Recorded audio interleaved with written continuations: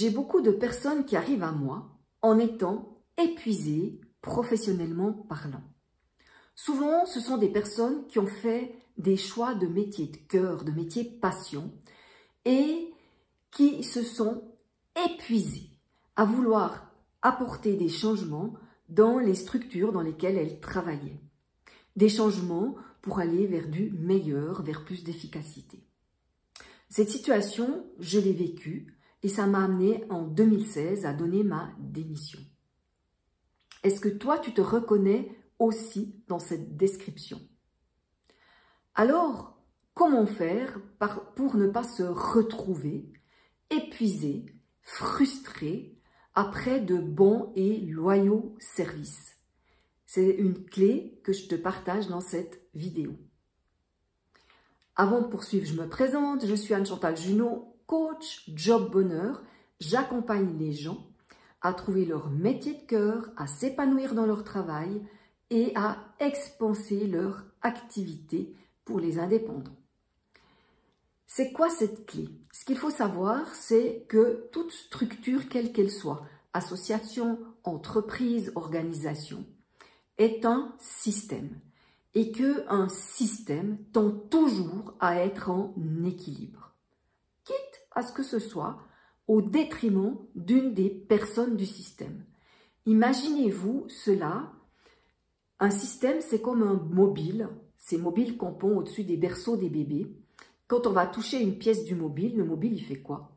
Il bouge et il va retrouver un nouvel équilibre.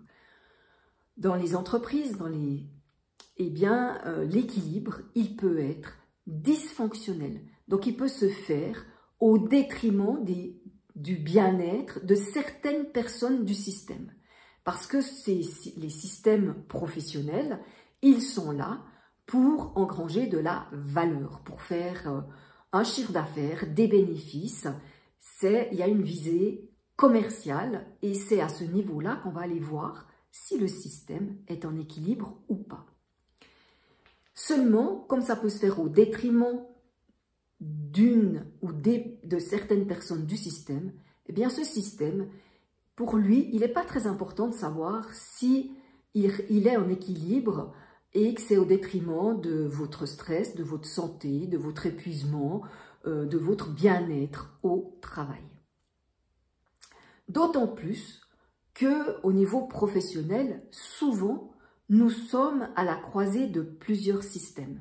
C'est-à-dire qu'il y a le système des ressources humaines, le système de la direction, le système de la gestion, le système du marketing, etc., etc.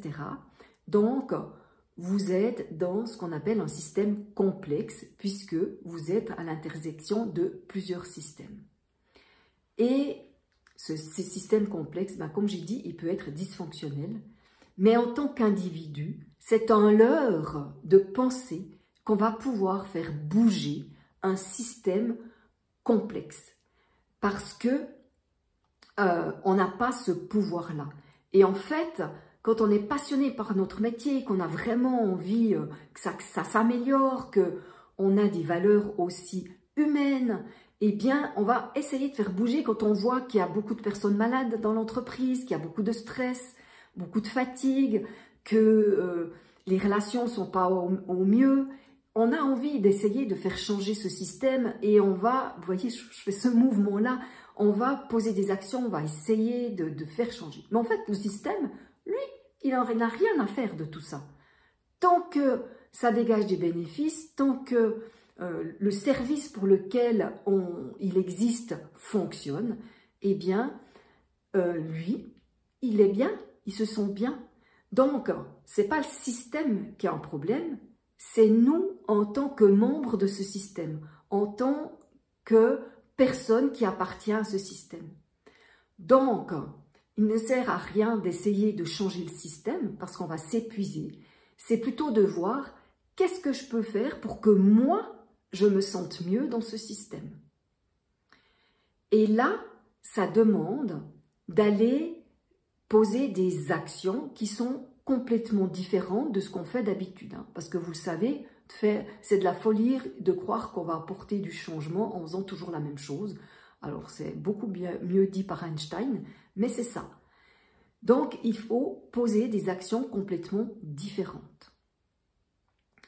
Ces actions, c'est de voir comment dans ce climat qui ne me convient pas vraiment, moi, je peux sortir mon épingle du jeu. Je pense qu'on peut le faire pendant quelques temps. On peut trouver des solutions, c'est ce que j'ai fait moi. Dans ma formation d'enseignante, eh bien, j'ai à un moment donné fait du multi-âge, après j'ai donné des appuis, après je suis allée dans l'enseignement spécialisé. Chaque fois, j'ai essayé d'agrandir un peu mon espace de liberté et j'y suis restée pendant 30 ans jusqu'à que finalement je me fasse rattraper par ce climat qui ne me convenait pas. Mais on peut, pendant un bon bout de temps, poser des actions pour nous se sentir mieux parce que c'est nous qui avons un problème, c'est pas le système. Il faut bien retenir ça. Qu'est-ce qu'on peut faire? Eh bien, je vous donne un exemple que j'ai lu sur le site de Julien qui est, attendez, je regarde, organisologie.com. Il donne cet exemple-là. Il dit qu'il travaillait en entreprise et que pour amener à bien son projet, il avait besoin du rapport d'un collègue.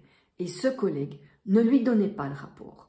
Donc, il écrit un mail, il va le voir dans son bureau, après il écrit des mails avec copie à la direction. Toujours pas de rapport. Et finalement, il a pris un contre-pied. Il a fait quelque chose de complètement différent qui n'est pas du tout habituel dans cette structure-là, et je pense dans aucune structure et pas non plus dans les relations. À la sortie d'un colloque, il va voir ce fameux collègue qui ne lui donnait pas son rapport et il lui dit « Écoutez bien, tu sais, en fait, ne te dépêche pas de me rendre ce rapport parce que le fait que tu ne me le rendes pas, ça me donne une bonne excuse pour ne pas avancer dans mon projet auprès de la direction. » Quelques heures après, il avait son rapport. Donc, vous voyez, il a dénoué quelque part des jeux de pouvoir. Donc, c'est vraiment d'aller observer la situation et de trouver une action complètement différente, qui peut paraître un peu complètement folle, pour faire bouger les choses, pour que vous vous sentiez bien. En sachant que le climat d'une entreprise est toujours plus fort que votre propre climat. Donc, il vous faut voir comment, dans un environnement qui est peut-être pas complètement en adéquation avec vos valeurs, vous allez pouvoir vous tirer votre épingle du jeu. C'est là que vous avez votre pouvoir d'action. Voilà, je ne sais pas si vous vous reconnaissez, j'espère qu'en tout cas ça va vous aider à vous sentir mieux dans votre activité professionnelle, dans votre structure, que ça va aussi vous éviter d'essayer de poser plein d'actions pour faire changer le système, en sachant qu'on n'a pas ce pouvoir-là, éventuellement en prenant vraiment tout un groupe de travail, et encore. Donc, pensez à vous, faites des actions pour votre bien-être. Si cette vidéo vous a plu, eh bien sachez que vous pouvez me retrouver sur ma chaîne YouTube où je partage de nombreuses vidéos en lien avec se sentir bien au travail. Et vous pouvez vous y abonner. Et vous pouvez aussi liker cette vidéo, la partager aux personnes à qui vous pensez qu'elle pourrait être utile. Je vous dis à tout bientôt. Bye bye!